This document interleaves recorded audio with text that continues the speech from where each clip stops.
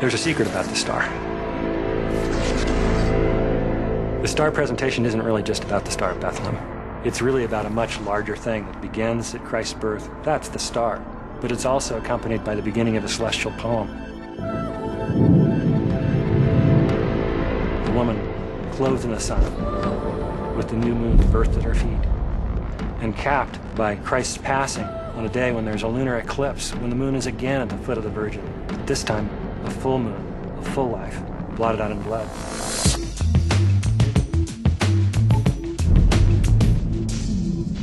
The star presentation came together in pieces.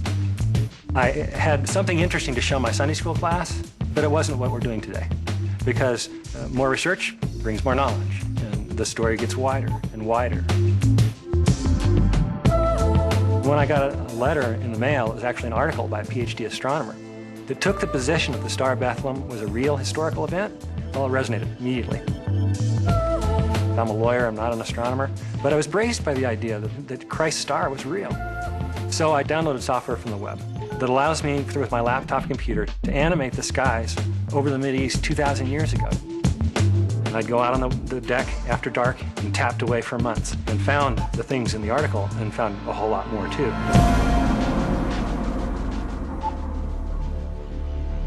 As I began to find more and more and more, I began to be not frightened, but a sense of awe came to me. To the point where I realized that the star was not an isolated thing, that the star is a piece of what I now view as celestial poetry. The woman clothed in the sun that John told us of, with the moon birthed at her feet.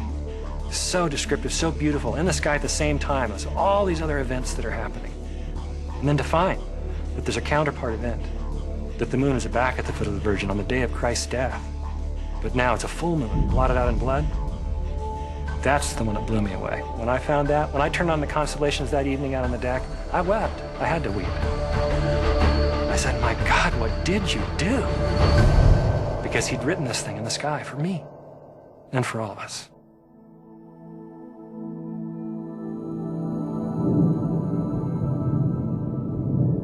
Here's why I think the star's important. I think there are a lot of reasons it's important. First, it does show, it is almost overwhelming that you can push the scriptures extremely hard, and they hold up. And it speaks to people who don't believe scripture, because I present it to many non-believers, and they look at scripture in a new light once they've seen the star. It makes them wonder.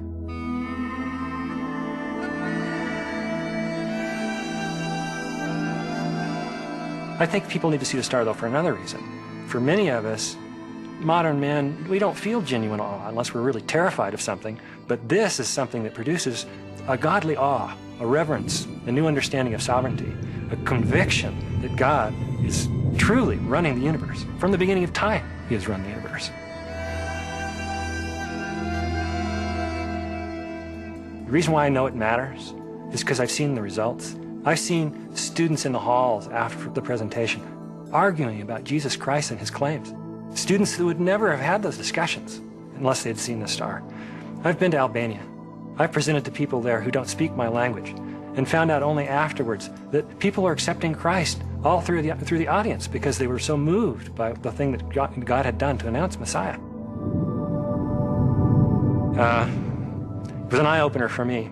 And I realized that the star definitely was not limited to the U.S. or even English speakers, but instead it was for all people everywhere. And I realized I'm on top of something that's massive.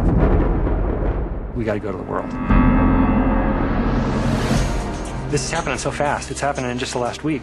So far, we have translations of the star website going for Spanish, German, Portuguese, Russian, Hebrew, Arabic. If I was advertising, that would be different, but I'm not. I'm just taking emails and answering the phone. It's been life-changing for me. It's to the point now where I'm making some tough choices. I'm coming to some tough places in my life where I may realize I just can't do everything anymore. And one thing I have to do is the star. I may have to drop the practice of law.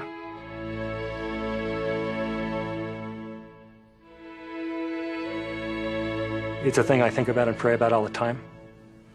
I don't know where I'm going to end up on that. Most of those stories are too painful and too current. You know, if I do quit law, where will my money come from? Would I do that anyway? Yeah, I'd do it anyway. Why would he choose a non-astronomer? Why would he choose a lawyer? Why would he choose me, of all people, to do this work?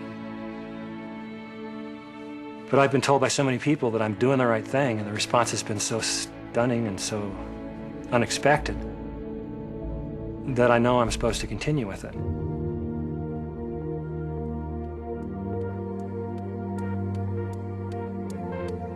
Here's what the STAR Project needs now. It needs partners. This is a project I can't do by myself. And God doesn't intend me to do it by myself. I need help. I need people to help financially. I need people who are stout enough and have enough vision to agree with me, this has to go to the world.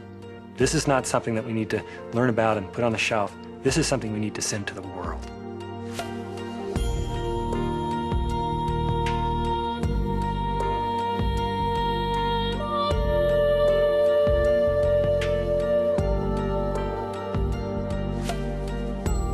This whole series of events is about God accomplishing his purpose, which he established before the beginning of time. Before he threw the universe into existence, he had to know when he would come and when he would pass. That's the message I think everyone needs to hear around the world, in their own tongues.